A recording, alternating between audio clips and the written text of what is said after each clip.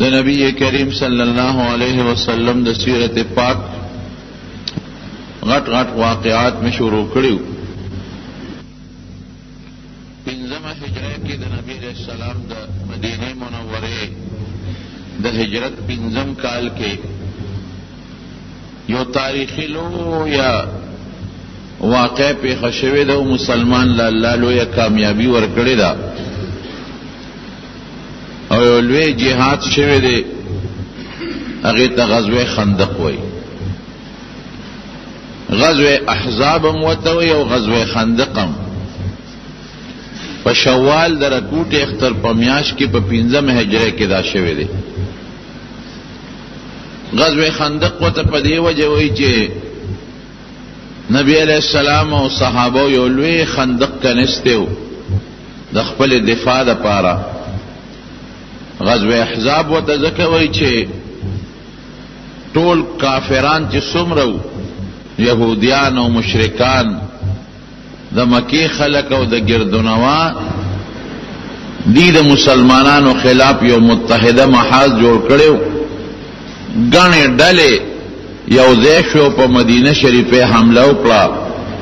ډلو ته احزاب وایي، حزب ډلې ته وایي، احزاب جمع ده. لویو ډلو په شریکه حمله وکړه ځکه غزوه احزاب ورته وایي. نبی کریم صلی الله علیہ وسلم ته اطلاع ملو شوه چې د مکې کافران په ډېر زور او شور در روان دي او په مدینه حمله کوي. وجه د یهودیانو شرارتو. حیی ابن احتب دا د یهود لوی مشرو د بنو نذیر قبیله. یو دیو یو کنانه ابن الربیع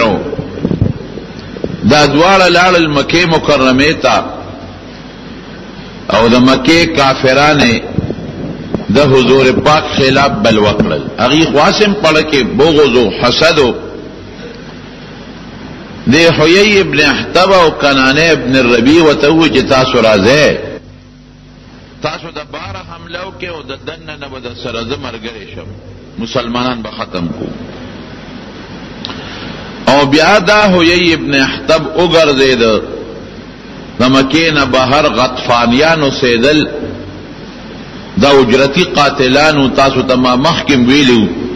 چې د مسلمانانو نه یو ځل په سازش لس کسبوت دل شهیدان یې کړل.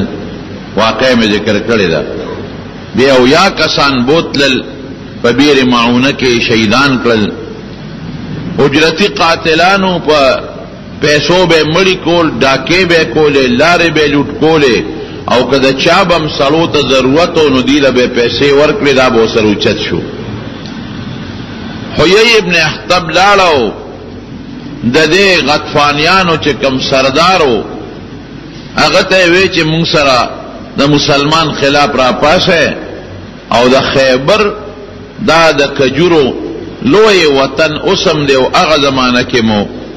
د خیبر چې څومره کجوري دي نو په کال کې به نیمه کجوري د تاسو له درکو، نیمه به زمونږ نیمه به ستاسو وي. د هغې نه ډېر لوی شی جوړېده. هر کال به زه د خیبر نیمه کجوري تاسو له درکوم. هغې تیار شو او دا یو سازش وکړو. دوی ډېر سازشیانو په مدینه شریفه کې چې اوسېدل نو د پیغمبر علیه السلام پورې به خنداګانې کولې. یو ځل یو سړی راغی، یو یهودي، او په پیغمبر علیه السلام سلام واچو. نو السلام علیک، مونږ وایو السلام علیک یا السلام علیکم، هغه وی السلام علیک. سام هلاکت او مرګ ته وایي. بی بی عایشه صدیقه ناسته وه، اپې پوه شوه او ته غصه شوه. وی علیکم السلام واللعنه، وی تاسو باندې د هلاکت او په تاسو د خدای لعنتي. نبی علیہ السلام بی بی عائشہ ته وی علیک بالرفق، وی عائشہ نرمی کوا، سختی مکوا. وی دا اللہ رسول تاو نری دل چی غیدر تسووی در تیوی السلام علیک تا دی حلاک شی خیره در تاوکلا. نبی علیہ السلام او فرمائل وی تاو نری دل چی ماو تسووی، ماوی وعلیک، یعنی دا تا چی سووی دا دی پتائی. نو داغي خیره زما په حق کې نه قبليږي او زما خیر الله داغي په حق کې قبلي، خو ظالمان پويږي نه. نو ګوره دومره حرامیانو چې دا سلام به سم نه چاو. اوس هم ګوره بعض خلک دا سلام غلط وي، سام لفظ استعمالي، سلام علیک، سلام علیک، سام هلاکت ته وي، مرګ ته وي، تباہی ته وي. نو د پښتنو طریقه دا چې مضبوط الفاظ سره وایي السلام علیک، السلام علیکم، دا سلام اچوا. دا رنګ خط چې چاته لګي هم پکې سلام اچوا. ډېر خلک عموما د واده خطونه چې لګي نو السلام علیکم پکې نه وایي، او څو پکې بسم الله نه لیکي د خط باول کې، بسم الله الرحمن الرحیم پکې نه لیکي. الک الاول یروي درې خط سو خیال نه ساتي، درې سو حفاظت نه کوي، نه حفاظت پتا نه دته چې خط لګي مسلمان ته لګي، اپوي شو حفاظت پوي شو. دا تا چې پکې د خدای نوم لته چې پکې لاندې لیکي عبد الله، د خدای نوم را نه ته چې پکې د پیغمبر نوم محمد پکې لاندې راځي، د پیغمبر نوم نه دی. نو چې بیا د واده غ نومونه خلاص نومونه پکې لاندې تعالی کړي، هغه لږ نومونه کې چا په نوم کې د خدای نوم راځي، د چا په نوم کې د پیغمبر نوم راځي، نو بیا دا ملیکا کنه. ولی چې بے قدری کیږي، د بسم الله بے قدری کیږي او ته بسم الله نه لیکي، نو ستا په نوم کې د خدای نوم دی الله دی پکې، محمد دی پکې، نو بیا د دې بے قدری کیږي. دا ولی لیکي؟ نو دا اسی فزول خبره ده. کلم چې خط چاته لیکي کدا وادي مکمل لیکي بسم الله الرحمن الرحیم او بیا السلام علیکم برابر. دا د خط آداب دی. نبی کریم صلی الله علیه وسلم چې څومره خطونه لیکلي دي، ګوره کافرانو ته چې خطونه لیکلي دي بسم الله پکې لیکلي ده. دا سوچ نو څه چې د کافر ته خط لګم او د بسم الله احترام بنه کوي او د بسم الله ادب بنه ساتي. نو چې نبی علیہ السلام کافر ته بسم الله لیکلی دا، بسم الله الرحمن الرحیم. او سلیمان علیہ السلام خط الله په قرآن شریف کې نقل کړی دی. نو هغه بلقیس ته خط لیکه، بلقیس هغه وخت کې کافره وه، او خط یې ورته لیکه انه من سلیمان وانه بسم الله الرحمن الرحیم الله تعلوا علی واتونی مسلمین. نو هغه ګوره سلیمان علیہ السلام د بسم الله ورته ولیکله، هغه چاته لیکي هغه کافره ده. نو کافر خود بسم الله احترام نه کوي. یا حضور پاک چې کافر ته خط دیږي بسم الله پکې لیکي، نو وته پته چې یا به احترام کوي یا به نه کوي. کسرا ته خط ولېګا نبی علیہ السلام بسم الله الرحمن الرحیم پکې لیکلی و، او کسرا ته چې خط ورسېد نو هغه اوشلو، د پیغمبر علیہ السلام خط اوشلو. حضور پاک وته خیره وکړه، اخیره په ولګیدا، خدای غرض مریض ختم شو.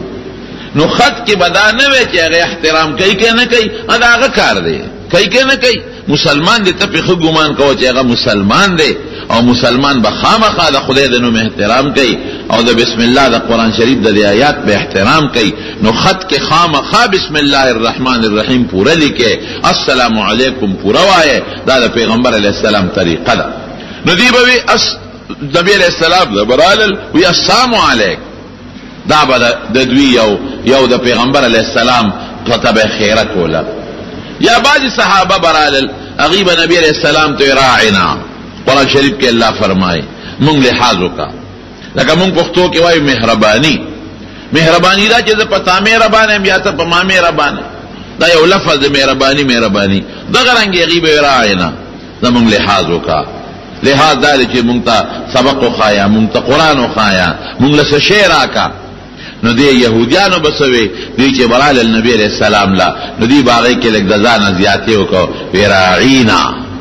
دی عین له به لږ زور ورکه یې به پکې جوړه کړه. راعینا معنا دا چې ته زمونږ شپونکې یې، او یو سترګې به ښکته کړې، پټ پټ به یو بل پورې اخته یو بل سره خندل چې دا دی ګوره مونږ د نبی علیہ السلام بیا ادبي وکړه. الله قرآن شریف کې مسلمانان منع کړل وی دا راعینا مو وایه، ځکه دوی د بیا ادبۍ په شکل استعمالوي، یہ پکې زیاتې انظرنا وایه چې دا الله رسول زمونږ خیال وساته، زمونږ ته نظر وکا او زمونږ متعلق ښه سوچ وکا. نو دا دی پورې مې وی چې یهودیان دا ډېر سازشیانو. نو دی لاړل د مکې خلک یې را پار کړل، او غطفانیانو سره دا وعده وکړه چې د خیبر نوې کجورې به ستاسو وي، و د مسلمان خلاف را پاسه. لوی لخکر د 10,000 کسانو تیار شو په مدینه باندې د حمله د 10,000 مضبوط لخکر دی. حضور پاک ته چې کله اطلاع رااله نبی علیہ السلام فوراً د صحابه میټینګ راوغوښت وی سوکو مدینه کې پاتې شو او کبار ورته وزو. حضرت سلمان فارسی رضی الله عنه د فارسو هغه ته د خپل علاقې او طریقه معلومه وا. هغه د الله رسوله زمون په علاقه کې چې پچا دومره درون لخر راشون یو خندق کني مونږ به یو خندق غیر چا پیرو کنو او هغه میاس کې بشو کافر براشي نو په خندق خو باندې شراتله او چې په خندق راځي نو لاس بخامخه لګي تورا بخامخه غاړه تاجي مونږ به پکانو په غشولو په خپل به تختی. نبی کریم صلی الله علیه وسلم ته دا خبره خوښه شو او مدینه منوره کې یو غر د جبل سلع وتوي دا هغه غر شاته پیغمبر علیہ السلام لال او په خپل باندې کر خراخ کا صحابه وتا وی دلتا خندق کنه وی شابه شروع کې یو طرف ته غر دی جبل سلع بل طرف ته اسم التا مساجد سبعه خمسه به وتوي مخکې و جمعتونو مساجد سبعه بیا دوروان شو نو پینځه پاتې شو مساجد خمسه. اوس هغه ټول روان شوی دي زما په خیال کې 3 جمعتونه پاتې دي. یو برا د غر په غونډه په سر دی مسجد فتح وتوي اوسم شته دغه جمعات را کوټه خو څخه کال په دې عمره کې چې زوال لما نو هغه ته جرنده چولې سو کو ته پریدینا او مخکې په کې خلکو 2 رکعات منځ کو. نبی علیہ السلام دغه ځای منځ کړو او د حضور پاک خیمه یو وخت په دغه ځای و لاندې یو بل جمعات مسجد سلمان فارسی وتوي او یو بل جمعات مسجد عمر بل حضرت مسجد ابوبکر بل مسجد عثمان دی بل مسجد علی دی. نو سیر وان کړی دی او 3 جمعات شتا او حکومت سعودی التوسیو لوی خپل دا فهد په زمانہ کې یو لوی جمعات جوړ کړی دی. د دغه د مساجد سبعه چې وتوي دا غزوه خندق دقل ته شوی دی. نو حضور پاک و تکر خراخ کا او 10 صحابه ته 10 غز ځای والکو وی 10 صحابه بل 10 غز ځای کني یعنی سړی سر یو غز ځای دا تکلشه او صحابه 3000 کسانو 3000 نو 3.5 میلا لوی خندق یو کنو 3.5 میلا هر یو سړی سر غزو په 10 کسانو 10 غزا 15 غزا جوور او 15 غزا پلن دی وته نشان واچو وشابه تکلشه دومره جوور لخر او خندق یو کنو چې د ابو طریق کې راوته دا وګد خندق شو یو خوا بل خوا مخامخ غاټ خندق او شاته غر دی او صحابه کرام چې څومره دا په دغه د خندق او د غر په دامیانس کې لري شو. دا خندق په شپږ ورځې کې تیار شو شپږ ورځې کې دنه او دومره په تکلیف تیار شو د درته نشم ویلې ځکه یخنی و په دغه ورځو په مدینه منوره کې انتهایی هوا به لګېده او صحابه وږي مو ډېر زیات نو دی غریبانانو په دې خېټو پورې کانې تړلې هر صحابي خېټې پورې د لوګي د لاسه کانې تړلې او نبی کریم صلی الله علیه وسلم 2 کانې تړلې د لوګي د لاسه. حضرت جابر رضی الله عنه وی چې مې وکتل پیغمبر علیه السلام ته د لوګي آثار مې پکې معلوم کړل وی ټینګ نشم وی مې چې د الله رسول اجازه راکې او پورې له کور ته ورځم وی لاړ شه وی چې کور ته لاړم بیبي ته مې بیبي خزه حضور پاک باندې مې لوګولې دا قسم په خدای که صبر دې شم ټینګ نشم ډېر وګړي نور یو کانې تړلې دي او حضور پاک 2 کانې تړلې دي د خوراک نشته کې نشته وی خزه راته وی چې دغه وړه شیلو کې د کور کې ولاړه ده د قرانه ساتل چیلو کې ده ولا غوندي پټې نه بوهما او دا لګوندي یو ساعه وربشري یو ساعه 3.5 کیلو دي 3.5 کیلو دا وربشري وی مې چې خلاص وکا ته دا وربشي ولکا مې چن باندې او وېغاګه او زه دا چیلو کې لالومه او نبی علیہ السلام په پټ غوندي راو غواړم د یو 2 کسانو سره نو دا ډوړې به وخوري وی ډېر راخدا وی خزه مې زرغه وربشه مې چن کړې کړلې او ماغه چیلو کې پټینه چیلو کې دا مې لاله کړه او سرمن مې ته وستا او غوخه مې ټوټه کړه وی ما غوخه په خپل ویندله صفا مې کړه په کټوي کې مې واچول او خزه مې لګیا دا هغه وړه اغږي وی ما ته زه را روان شم وی ښځه راته وایي چې سړیه ګوره ډېر خلک رانه وایي او نبی علیہ السلام ګوره سخي دی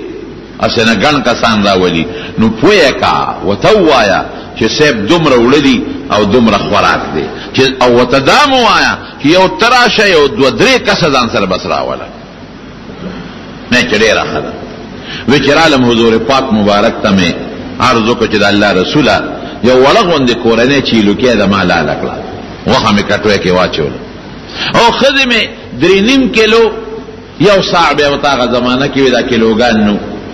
3.5 کیلو یو ساع هغه غله ده هغه مې ښځې اوړه کړل نو یو ته راشه یو دوه درې کسان ځان سره چې هغه ډوډۍ وخورئ وی حضور پاک ما ته وی چې دا خو ډېر شی دی دا خو لږ نه دي دا خو ډېر شی دی او وی اواز یې وکړه ای د خندق خلکو راځئ جابر دعوت کړی دی ټول راځئ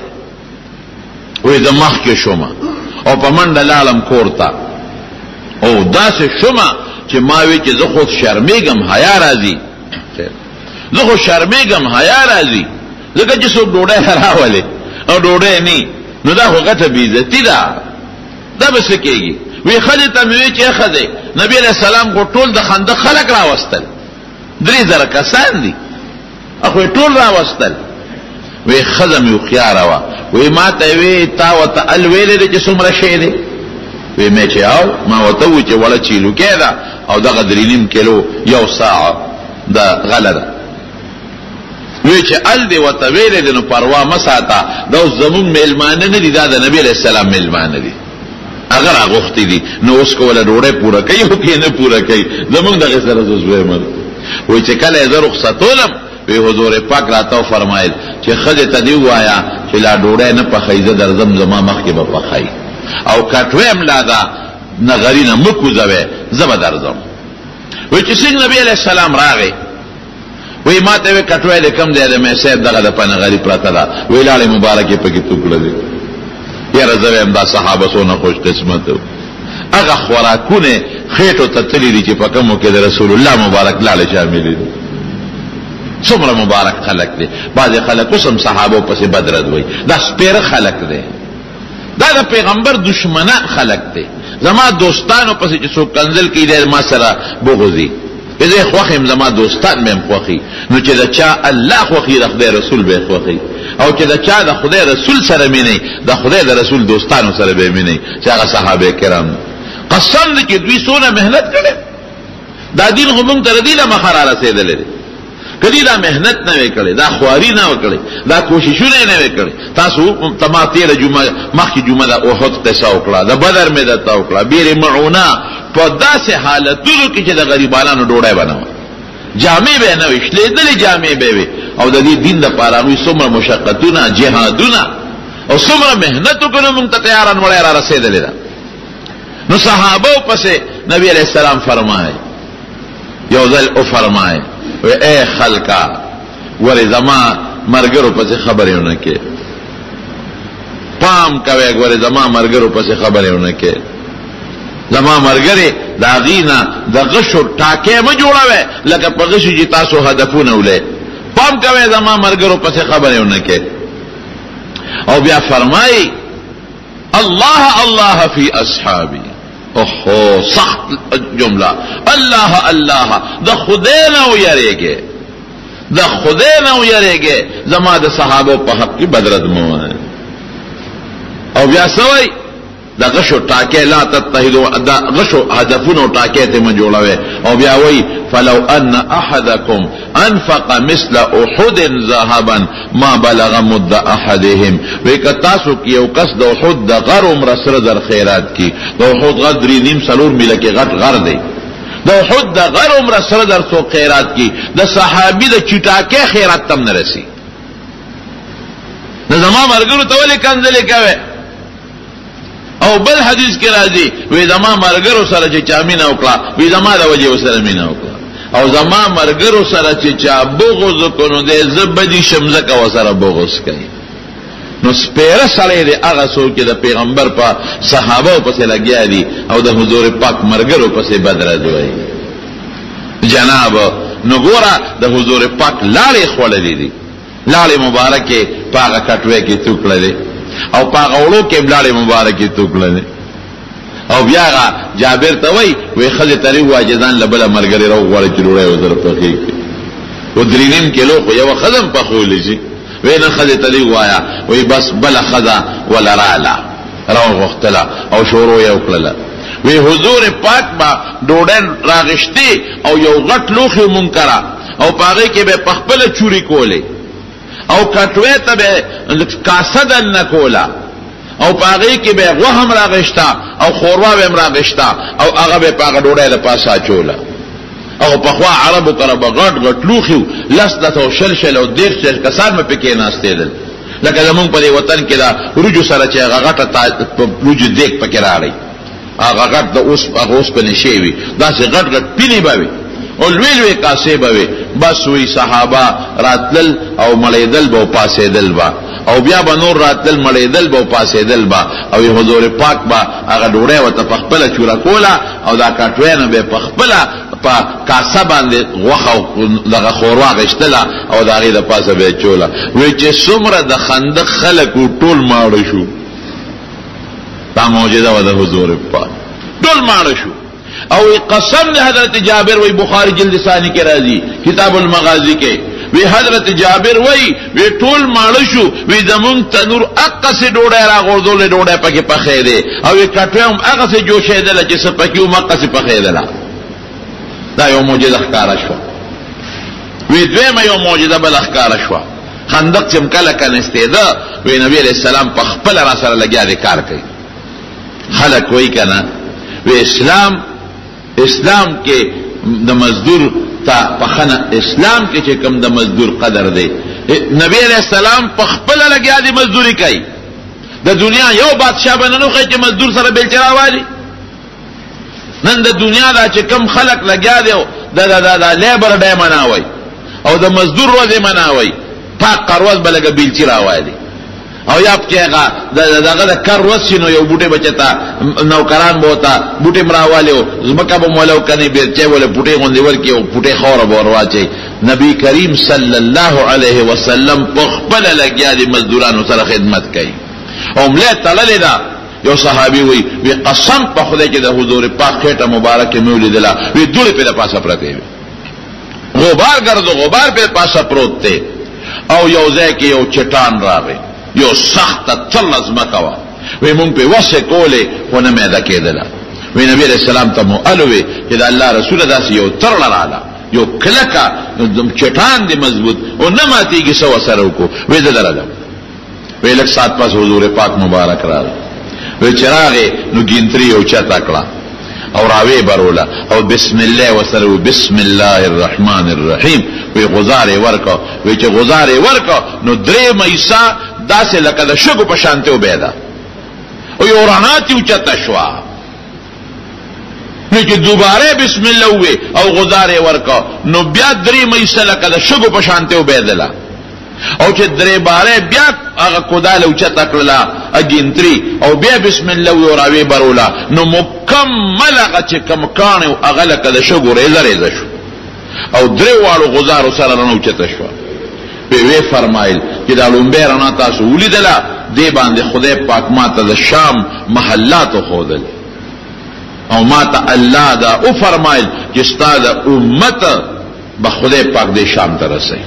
وی دویم دل چې مې والا او رڼا تی اوچته شوه نو ماته د یمن محلات خدای پاک ښودل او دا راته الله وی چې ستا امت به یمن ته رسیږي. او چې 3 غزار مې ورکا رڼا تی اوچته شوه نو دا د کسرا او د فارس علاقې ته رڼا ورسېده هغه محلات مې ولیدل او ما ته الله فرمایل چې ستا امت به دغه شام ته او یمن ته او فارس ته رسیږي او مقصر شوله. دا یو بله معجزه شوه. خدای ورته ښیي چې دې وخت کې خو ته باقاعده لګې خپل دفاعي پوزیشن کې یې او کافران راځي خندق کنه خو فکر مه کوه امت به د دې دنیا ګوټ ګوټ ته زه رسو انشاءالله العزیز. همغسې وشوه بهر کیف دا بله معجزه شوه. او چې کار به کو نو صحابه او نبی علیہ السلام یو بل سره شعرونه هم وی نحن الذين بايعوا محمدا صلی الله علیه وسلم علی الجهاد ما بقینا ابدا مونږ هغه خلک یو چې مونږ د نبی علیہ السلام سره په جهاد بیعت کړی دی تر سوچ جم دیو نو مونږ د پیغمبر علیہ السلام نه نرستو کېږو او د کافر او دشمن په مقابله کې به سره جهاد کوو دا باغیم وي دا به صحابه وي او نبی علیہ السلام مبارک باور سلام کله کله لګیاو او دی بم وي تنو شیرونم دی هغه په شریک باندې بلګیاو اللهم نبی علیہ السلام باواز وکړو اللهم لا عيش الا عيش الاخره اللهم چې دی بدوي چې نحن الذين بايعوا محمدا مونږ هغه خلک چې د نبی علیہ السلام سره بیعت کړی په جهاد تر سوچ جم دیو ما بقینا ابدا نو بیا سری بیا نبی علیہ السلام اللهم لا عيش الا عيش الاخره فاغفر الانصار والمهاجر خدایا جن خونه مگر د اخرت جن دی د دنیا جن خدا کړهو جن دی کله بیماری برازي کله تکلیف برازي کله جګړه برازي کله فتنه برازي لا عيش الا عيش الاخره پورا کامل جن د دنیا نه د اخرت ته فاغفر الانصار والمهاجر خدای د انصار او مهاجرین او بخي دا دعا به ته په خندق کې کولا نو چې په دومره تکلیف کې صحابه هم لګیای د الله لپاره په تکلیف په برداشت کوي او حضور پاک هم لګیای د خدای لپاره تکلیف برداشت کوي او ګیم دی یخلیم کېږي نو تاسو وایي چې دا دعا به خدای قبلې کې ونه قبلې د نبی علیہ السلام او خامخا قبلې کې مستجاب الدعوات ته خدای وخت ګوره دغه وخت دعاګانې کړي او صحابه وی والله لولا الله ما اهتدينا د خدای حمد به هغه وخت کې ادا کو والله لولا الله ما اهتدينا ولا تصدقنا ولا صلينا خدای کته نه وکنا نو مونږ به هدایت نه مونته خدای دا خو ستا په توفیق او ستا په امداد مونږ په اسلام کې داخل شو هدایت مونته مونږ باندې مونږ کړي وي او نو مونږ صدقه ور کړې وي الله دا خو ستا په وجه دي واقعي دا د خدای مینه ده مونږ سره چې الله مونږ مسلمانان پیدا کړی ټول وای الحمدلله مونږونه کو مونږ صدقه ور کو دا د الله مینه ده والله لولا الله ما اهتدينا ولا تصدقنا ولا صلينا فانزلا سكينه علينا ان الاولى قد بغوا علينا وی الله په مونږ باندې اطمینان راوړي خدای فانزلا سكينه علينا وثبت الاقدام الا قینا خدای کومنګا او دشمن یو بل سره مخامخ شو خدای قدمونم کلکا ان الاولى قد بغوا علينا دي کافرانو په مونږ زیاته کړی دي په مونږ ظلم کوي چې هغه مکینه د مونږ خلاف لخرې جوړې کړې دي د ټولو کافرانو لخرې غونډې کړې په مونږ حمله کوي اذا ارادوا فتنه ابینا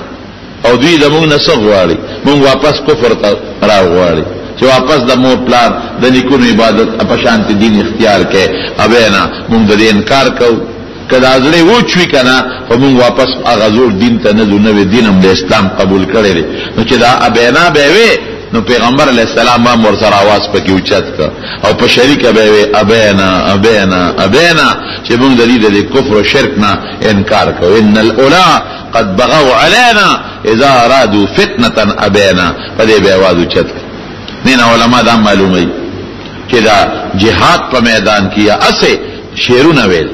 یا نظمونه ویل د زړه د خوشاله لپاره دا جایز دي نبی رسول الله د خپل ویل او بیا جهادي دا جهاد د لپاره ټریننګ کول او تربیت کول او خپل سامان د جهاد برابر اول دا د نبی رسول الله ته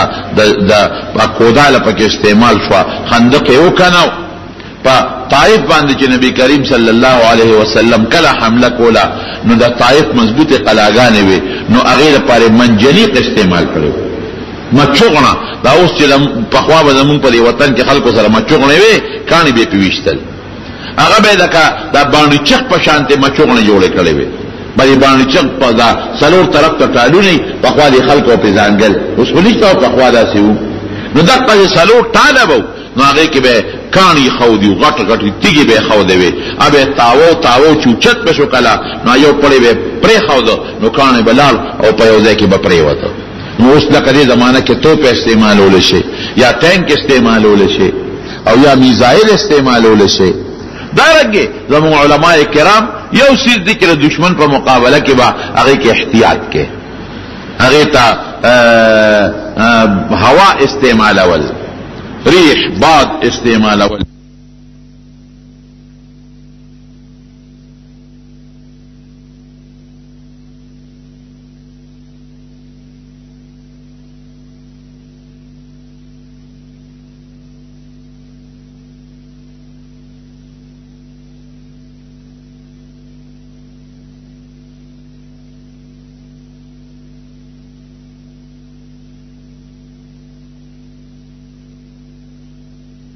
او زنانم پکې مړی شي او بوډاګانم پکې مړ شي، اب نه استعماله تر سوچې سخت ضرورت نه راغلی. او باقی دې زمانہ کې توپ شو، ټینک شو، میزایل شو، د استعمالول شي. دا صحابه کرام خپل دفاعي ساز و سامان نبی کریم صلی الله علیه وسلم په خپل استعمال کړی. او قرآن شریف کې الله فرمایي واعدوا لهم ما استطعتم من قوه، چې تاسو د کافر په مقابله کې خپل طاقت، خو مضبوط طاقت برابر کړئ.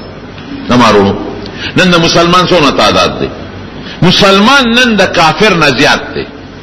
نن د مسلمان تعداد د يهودو نه زیات دی.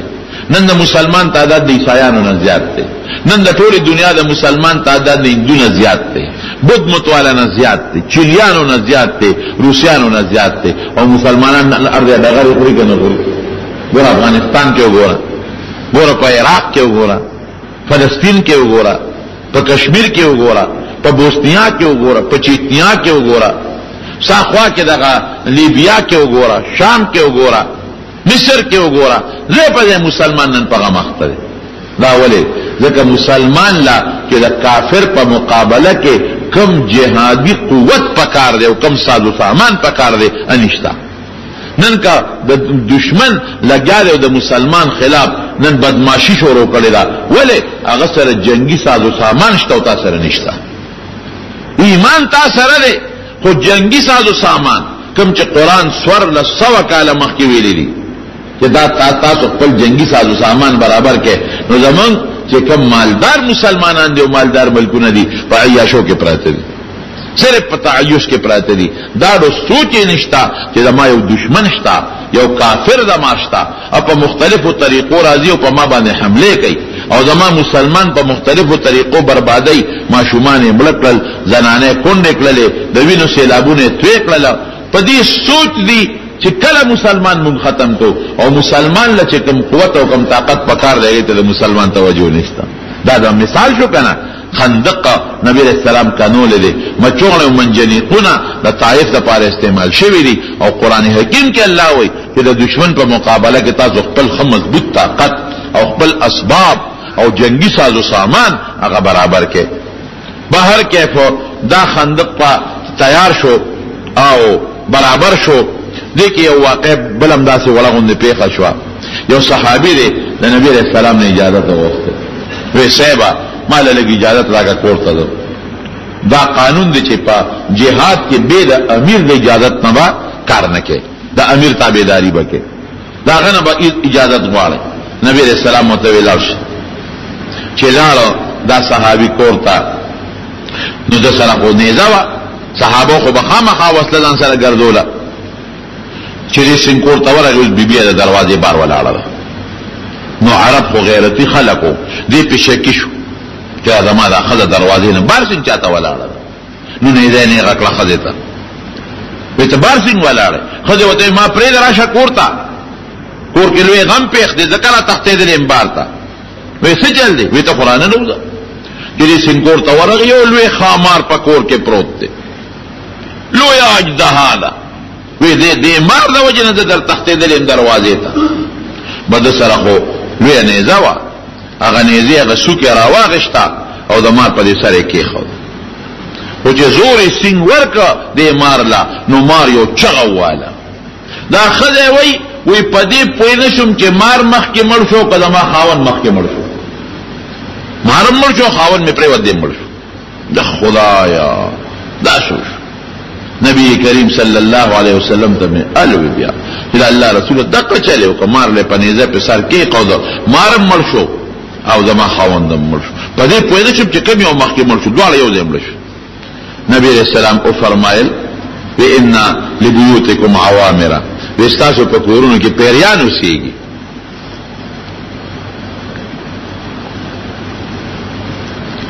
ستاسو کورونو کې پیریان اوسېږي او مدینه منوره کې ګوره پیریان ډېر دي، هر قسمه پیریان پکې شته،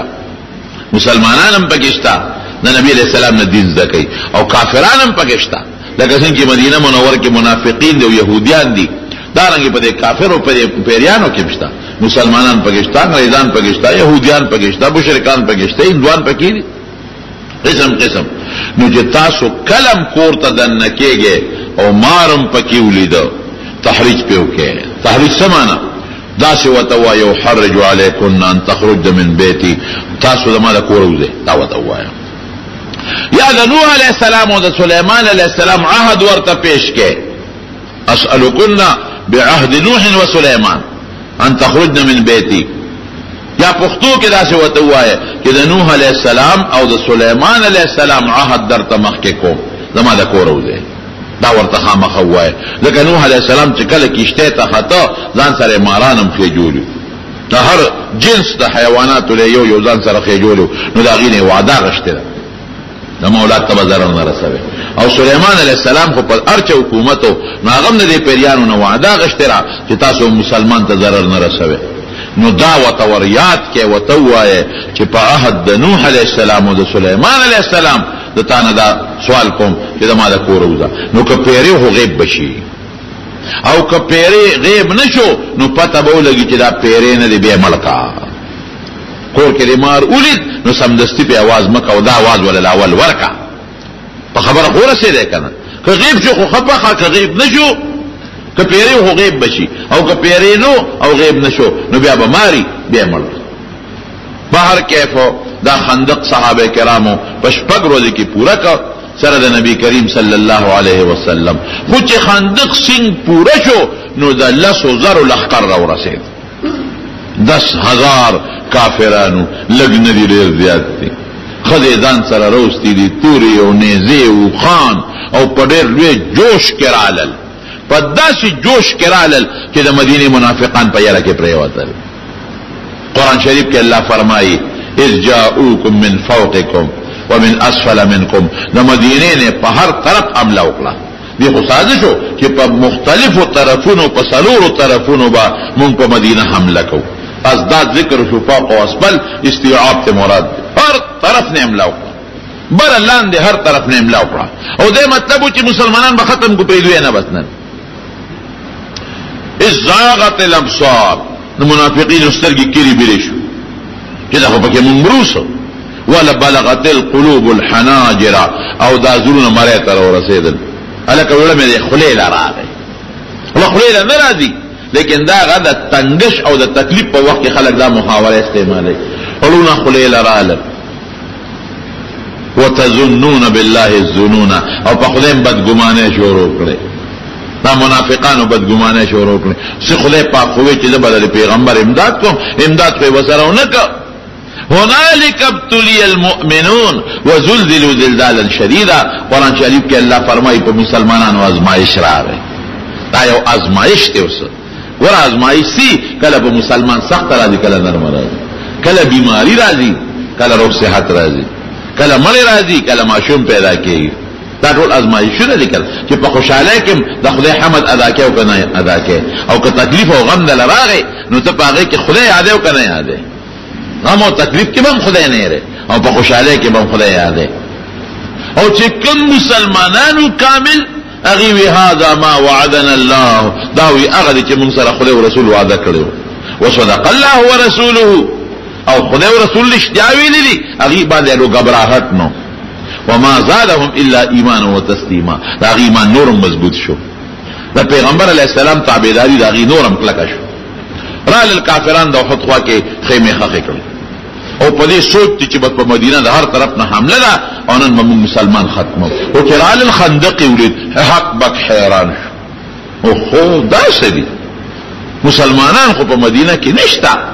اغي خو د خندق او د غر په میانس کې دی ردی، او یو طرف ته غر دی پاغیب نشو راخته، بل طرف ته خندق دی. بس کو بدقه سے برات له د خندق په خوا کې په دیره کېدل، د خندق نه را پورې وتی نشو. پینځګه د پلنو پینځګه د جوړ خندق ته اوس بس کېږي. ولې چې په خندق راځي او کوزيږي او مسلمان وته ولاړ دی هغه په کانی د په اثر ولي او که خندق لا راځي او را کوزيږي او راخيږي نو مسلمان ولاړ دی غشي وسره دی په دا غشي ولي سبب شل ودی یا یوم یاشتا کافران دقل ته دیرو او په دې سوچ کړي چې موږ څنګه مسلمان ختم کو هغه حوی ابن احتب چې کوم د بنو نذیر سردار او يهودي اغلال يهود د بنو قریظه او يهودو پسې د بنو قریظه يهوديان په مدینه کې اوسېدل هغه ته ویرو د مسلمان خلاف د بنو قریظه چې کوم مشر کعب ابن اسد هغه چې د توقت الحوی ابن احتب تم دروازه وته بند کړه حوی ابن احتب ورغه دروازه وته ولا به کعبه د دنیا کافر میراغون کړی دی نن مسلمان ختمو روزه هغه کعب ابن اسد يهودي وته حوی تا وی داس پیرو وی دا مخ د سپیرو دی او خیر دی نه وروړي شر دی را راوړي دی هغه خیر مې راوړي دی نن به مسلمان ختمو پریږدي نه د دنیا دشمن مې غطفانیان او د مکه خلک ټول راغون کړی دی کعب ابن اسد وته وی قسم په خدای چې ما د پیغمبر علی السلام سره وعده کړی او ما په وعده کې ډیر با وفا مونته دي او ما ډیر رښتونی مونته دي د خدای ویونی سوزت مونږ په آرام پرېده خیر دی وته لګیاو هغه مجبور چې را مجبور کا نو بنو قریظه او يهوديانو په عهد مات کا روتل نبی علیہ السلام تچاوي چې د بنو قریظه او يهوديانو می مرګري شو لکه دا بار نه دشمن راځي د تورنځو خپل خلک مرګري شي نو نبی هم ډېر خپه شو نو دوی صحابه ولېګل په تاسو لار چې سعد ابن معاذ رضی الله عنه او سعد ابن عباده رضی الله عنه او عبد الله ابن رواحه رضی الله عنه ویل دې خبره ما تحقیق وکړه لکه چې بنو قریظه سره زموږ معاهده ده نو چې رښتیا وي معاهده ما تکړه ده او کنه دا درې واړه لاړل حضور پاک وته وی چې واپس راشه د خلکو مخ کې به ما ته نه وایي اصله مسلمانان غریبانان اون لقي اون یریږي چې دا بار نمراله لو د کلم زمون خلاف لخر تیار شو دې چې درې واړه لاړل واپس آلل نو حضور پاک ته پټ الوي په اشاره یې وته وی سه خپل وعده ما ته کړل بعد عهدی کړی ده د بنو قریظه يهوديان او اغیم دا کافرو مرګریش ډیر زیات نبی رسول سلام خپش پدیم خپشو چې دا يهوديان ولې ما خلاف دونه سازشونه کوي څه چل شوی ما سره کوي لیکل کړی دي وعده را سره کړی ده سلاله لرا باندې لخر را واچولې او سره د مدینه دي دا چې دي نو دي دن وروتل دا وسکیږي خدا ډیر پیغمبر علی السلام پریشان او یو ورځ داسې مضبوط جنگ وشو داسې مضبوط چې نبی علیہ السلام د ماسپخین منځمونه کړ د مازیګر یې مونږ کړ د ماخام یې مونږ کړ د ماسخوتن هم ډیر وخت تیر دی حضرت عمر فاروق رضی الله عنه راغی نبی علیہ السلام ته وی صاحب ما خو مون نه کړي وی والله ان صلیت ما نه کړي قسم دې کمام کړي وی دې چې دا مونږ کو نو پیغمبر علیہ السلام په دغه ور ډیره سخت خیره وته وکړه وی یا الله د کافر کورونه او قبرونه د اور نه ډکه خدای د کافر کورونه او قبرونه د اور نه ډکه مونږ خو د منځنه منې کړو خصوصا د مازیګر مونږ را باندې قضا کړ مازیګر مونږ ډېر اهمیت لري نو بیا اول د ماسپخین مونږ کو قضا بیا د مازیګر مونږ قضا وکړو بیا د ماخام مونږ قضا وکړو او بیا د ماسخوتن مونږ قضا وکړو یو کافر عمرو ابن عبد اغراغه او هغه په طریقه یو ځای کې د خندق لټنګو نو اسی روز غلو په خندق را پورې وت او چې را پورې وت نو اعلان یو کوئی مقابله لراشي حضرت علی رضی الله عنه میدان ته ورغی وته وسو کې وی علی وینا ستا مرګ زنه خو هم تکشره څوک مشر را میدان تکا علی صاحب وته وی زه مرګ خو هم ز کشرم خو د مرګ خو هم نو دا عبد عمر دی ورته د اسنا دا عمرو ابن عبد دا اسنا ورته کوز شو چې کوز شو کوزیدو سره دا ډېر بدمعشو کوزیدو سره په حضرت علی گزارو پتورا علی صاحب سره ډالو ځانې بد کې سره لګ زخمی شو او نور بچ شو خو چې څنګه د گزارو کو او علی صاحب بیا تورو چتا کړه او گزارې داسې مضبوط ورکو چې هغه د اوسپنې زغرا چولې و ځانې مکمل په اوسپنه کې پټ کړو او حضرت علی صاحب داسې مضبوط گزار ورکو چې توره دا اوسپنه نه موته ولا نه موته مردار شو خدای مردار یو بل کافرو نوفل ابن عمیر، نوفل ابن عبداللہ، نوفل ابن عبداللہ اگر امن ڈکڑے اگر وی زبنن زمو دا مسلمانانو دا پیغمبر بدنن وجنم پریدمینا ولکه دومره لوی خندق چلی وی زما داسې اصل چې د خندق نه پورې غاړه ټوپ والی شي تورې لاس کې واغشتا او بعینی چې کوم ځای کې حضور پاک ولاړو په دقه د په خندق راغی او چې څنګه اسروز غلو چې دا به د خندق نه ټوپ کې زما اسرو او نه په پیغمبر علی السلام په تور غزار کوم او چې څنګه اصل ټوپ ورکا نو اسه په خندق کې لاندې پرې وته سره ده او دا سپه مات شو مردار شو چې مردار شو کافر وی 10,000 درهم بدل کو او د دې نوفل دا لاش را لراکه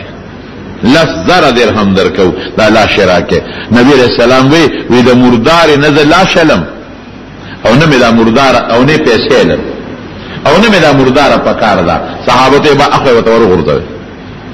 بل زګوي چې 10,000 درهم غوړې شي د جنگ سامان به پیوالو حضور پاک وینه پلیت وجود د کافر نه پیسې غواړو نه مې دا پلیت وجود پکار دی ویرو کې کېدا څه ولا ورکی دا سلغون دی منډه تړلې شوې یو صحابي دی نعیم ابن مسعود غطفانی نبی رسول الله لراغي وسب وی دما قوم غطفانیان په دې کې پراته دي او هغه ته زموږ اسلام پته نه لګي چې مسلمان دي نو کې اجازه راکې زوردم چې د خپل قوم لګ اشرف پوهه کوم نبی هم ډېر خدای زوردا الله دې حفاظت وکړه دې په خندق ورپورې ور او دې غطفانیانو ته ما پیژنې الکه ته کوم ځای وې هغه ته پته نه و چې مسلمان شوی دی مدینه ته تللی دی ته کوم ځای وې دا له خواله راځم کړ حضور پاک ته وی ګورې لیک دروغ پکې وایم نو جنگ کې دروغ ویل شي وای پکې اجازه ته وته وی د تاسو مرګ امکان دا څه کار دی چې د مکه او د مدینه د خلکو خپل دښمنی ده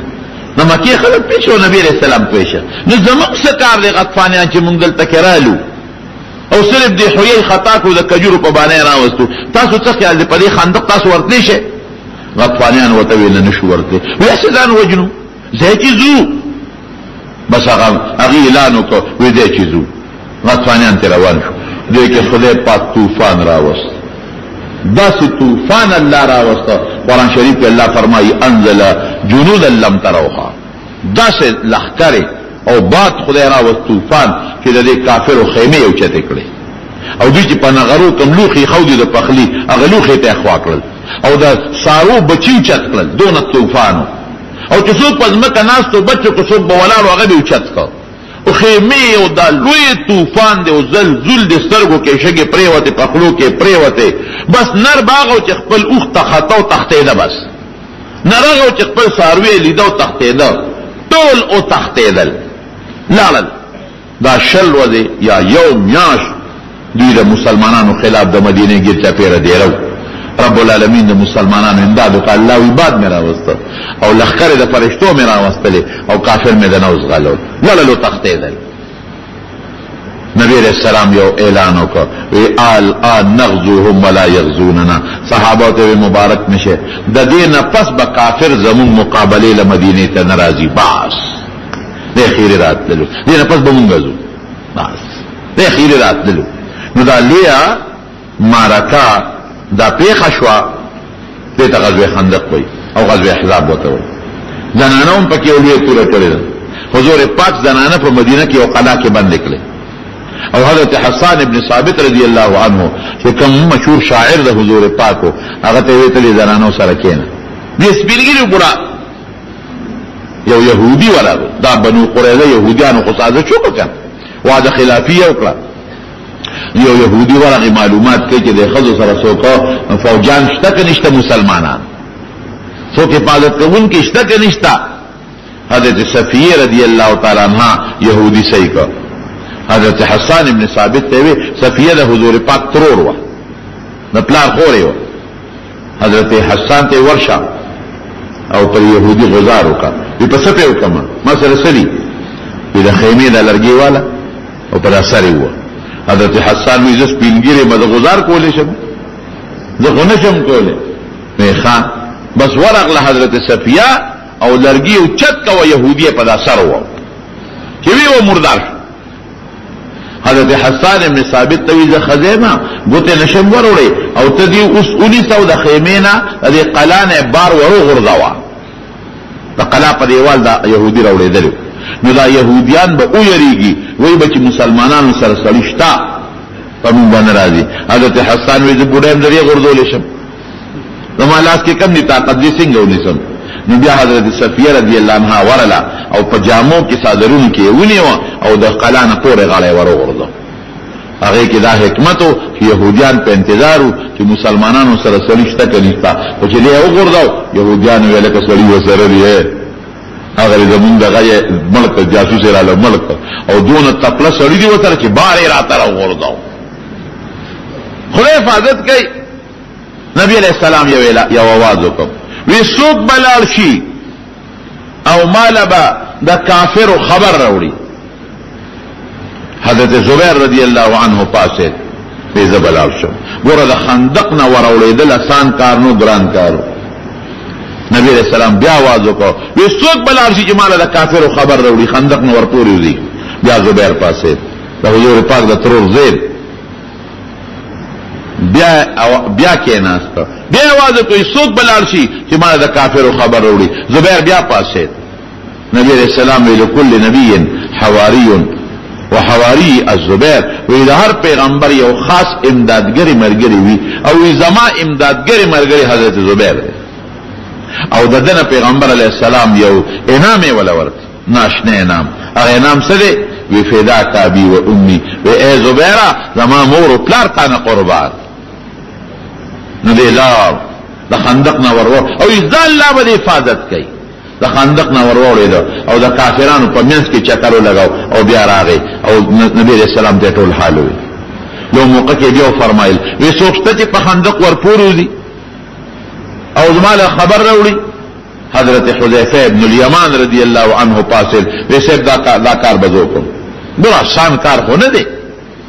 وی خلا ورزہ پہ وی اللہ بدی حفاظت کی وہ حذیفہ کو سبقینا بس مالا بسر پہ اطلاع روڑے کی داوی سہالت دے حذیفہ ابن الیمان وی ورلم وی پکی گردے دمڑو چالی دمنا وی ابو سفیان چکم دا کافر مشر سردار دے وی دے میں خواکیو وی ماوی چی غشی باندے دا سرولم چی بس مرشی وی دا حضور پاک خبر را یاد شوا چی گوری سبکینا وی ابو سفیان لگیو مرگرو تا چی زی چیزو دی دوخ و غرق لو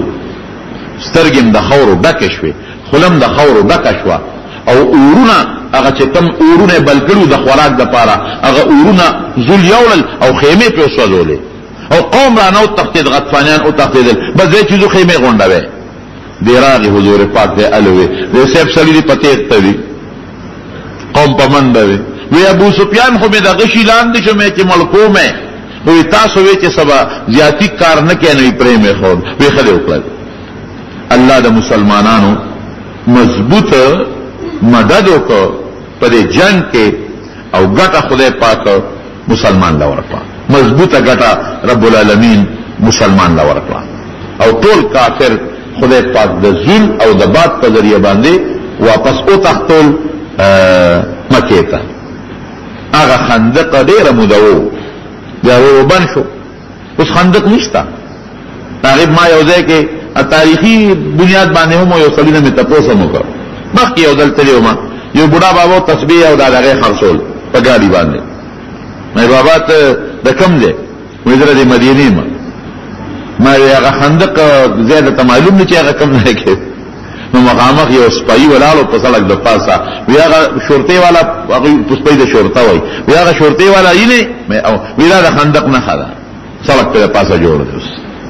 چې کوم ځای کې دا مین روډ روان دی دا ټول پاغا خندق د پاسا دی او خوا کې جبل سلع ده په دغه غر کې یو غارمو ما په خپل هغه غار لیدل دی پاغا غر کې شتا نبی رسول الله مومن د شپېلال هغه کې به آرام او دمه به کولو سخت تکلیف و صحابو تا نبی کریم صلی اللہ علیہ وسلم تا دا تکلیفات برداشت کرل خدای والا فتح ورکا نصرت ورکا دیکر انہوں دی خبر تا مشارہ لا مسلمان بانے با تکلیف خام خارج گورا اللہ یو جبریل علیہ السلام وزر باندے غن عادیان غرق کرل غن سمودیان پا یو چغا پہ غرق کرل دل چندہ سے کولی شو لیکن دیکھ دا اللہ حکمت ہو ګوري مسلمان آزمائش پہ کوي چې الله لار کې تاسو څه قرباني ورکوي که نه ورکوي. او بل دې کې دا حکمت او چې دا چې د اهل مکه خدای نه تبا کول، ځکه الله هم دې خلکو ته بیا رسو هدایت ور نصیب کړ. دغه ابو سفیان رضی الله عنه چې په احد کې د کافرانو سردارو، په خندق کې د کافرانو سردارو، دا خدای مسلمان کړ. هغه د ابو جهل وی عکرمه رضی الله عنه چې په بدر کې او په احد کې د کافر لوی سپسالارو، خدای مسلمان کړ. هغه خالد ابن ولید رضی الله عنه چې په احد کې د مسلمان خلاف سخت جنگ وکړ او د اسونو د رساله سپسالارو، هغه خدای پاک مسلمان کړ. دا اکثریت کافران دا خدای پاک بیا مسلمانان کړ. دا الله پاک دا حکمت ده. ورون دا صحابه دي دین لپاره لوی قرباني ورکړل. خود رسول الله صلی الله علیه وسلم مبارک زندگی ټول د قربانونو ډکه، ټول د قربانونو آسان خبره نه ده. په دا قربانو دا دین مونږ ته راورسېده او د دین حفاظت خو مونږ کو کنه. بس نبی علیہ السلام مبارک خپل ډیوټي پوره کړی دا، صحابه خپل ډیوټي پوره کړی دا. اوس دا دین دا به مونږ محفوظ ساتو، دا دین به امت ته مونږ رسو، دا دین ابیاری په مونږ باندې ده او دا دین امت ته دعوت او تبلیغ او دین رسول د دې دین دفاع کول دا زموږ ذمہ داری ده. دا به څنګه کوو؟ رب العالمین دې د حضور پاک ورته دین او شی دین ټول امت ته ورسوي او الله دې زمونږه ناراضي شي. خدای پاک دې مسلمانانو اتفاق نصیب کړي او څومره کافران چې نن مسلمان خلاف برسره پیکار دي، رب ذوالجلال دې ذلیل او رسوا کړي. خدای دې ذلیل او رسوا کړي، خدای دې ذلیل او رسوا کړي. الله ته زمونږه مجاهدین حفاظت وکړي، خدای زمونږه مسلمانانو حفاظت وکړي، خدای زمونږه مسلمانانو اتفاق نصیب کړي. پروردگار زمونږه وطن او ټول اسلامي ملکونه په دین او په اسلام آباد کړي او ته اتفاق نصیب کړي. مریضانو لپاره دعا وکړي چې الله شفا ورکړي. یو مریض دی په هسپتال کې زمونږ یو مرګري د جمع د یو مرګ د والد صاحب دی هارت اٹیک پته شوی دی، دعا وکړي چې الله ول شفا ورکړي، الله روغ صحت نصیب کړي. یو بل مرګري دی هغه کور کې مریضان دی الله دې ول شفا ورکړي. یو بل دوست بچی نشتا، دعا وکړي چې الله تعالی ول دارینه اولاد ورکړي. زمونږ باغشاہ الله دې کور ولا وفات شوی، دعا وکړي چې الله مغفرت نصیب کړي، آخرت په سفر الله د راحت او د خوشحالۍ کې د چا مردگان وفات خدای دې ټول وبخي. الله زمونږ راضي شي. خدای پاک زمون په دل کې د دین رڼا واچي او خدای پاک زمون مشران ټول وبخي او الله تعالی دې زمونږه د دنیا او د آخرت خیر او برکت ته الله مونږ راکړي او د دنیا او د آخرت د فتنو او د غمونو او د آفتونو نه رب العالمین په امن کې ساتي. بچام چې اولاد نه خدای د نارینه اولاد ورکړي، چاته سم مشکلات وي خدای مشکلات پریشانه او ټینشنونو په خوشاله باندې بدل کې. رب ذوالجلال ته زمونږ راضي شي، خدای ته زمونږ راضي شي، خدای ته زمونږ ګناهونه معاف کړي، خدای جنت الفردوس هم نصیب کړي، خدای د ځنکدن او د قبر د عذاب نه مساتي، خدای د رسول الله صلی الله علیه وسلم محبت امرګونو کې واچي، خدای د هغه تابعداري نصیب کړي. رب العالمین دا غي د جنډې لاندې جنت ته بوته کې، دا غي د مبارک لاس د حوض کوثر وب نصیب کې. د حاضر جمع کې چې چا په لکه څه حاجتي خدای ته حاجت پوره کړي. الله تاسو به روزګار دي، خدای د حلال روزګار نصیب کړي. خدای ته چا تنخواه دا به برکت ولا واچي، څوک ځمیداري کوي پر رزق کې برکت واچي او څوک نوکرې نشتا او روزګار نشته ولا خر روزګار ورکړي پروردګارا. ته زموږ ناراضي شي. وصلى الله تعالى على خير خلقه محمد وآله وصحبه اجمعين برحمتك يا ارحم الراحمين.